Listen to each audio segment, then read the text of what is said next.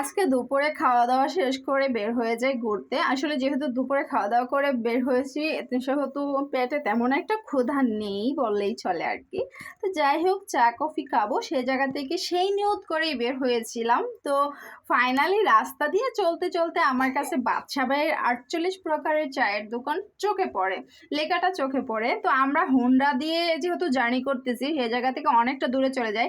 তারপর আবার ব্যাক করে এই দোকানে আসি, যে এই দোকানে 48 প্রকারের চা পাওয়া যায়, কি কি চা পাওয়া যায় এবং কোন চায়ের টেস্ট কিরকম সেটা জানবো।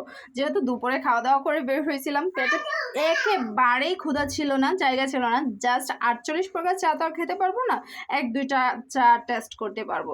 তো জিজ্ঞাসা করলাম যে এই দোকানে কি কি চা পাওয়া যায় এবং কি কোন কোন চায়ের টেস্ট কীরকম। তো আমাদেরকে একটা মেনু দিল, সেই মেনুটা দেখলাম। তো অনেকগুলাই চা, সবগুলোর মধ্যে আমি জিজ্ঞেস করলাম যে সবচাইতে মজা হবে কোন চাটা, সেই চাটা অবশ্য আমাদেরকে দিবেন।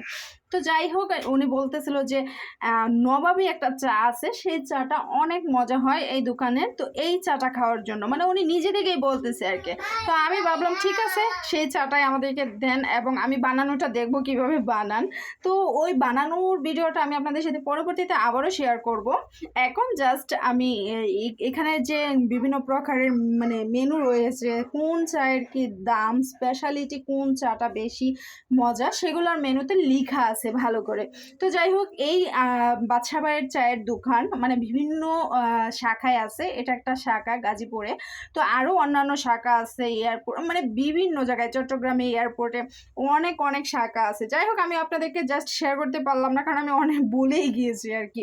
তো যাই হোক, আমি ডেকোরেশনটা দেখতেছিলাম, একটা নবাবী নবাবী ফিল হচ্ছিল আর কি, বিভিন্ন সামনের যে ডেকোরেশনটা সেটা দেখে আর কি।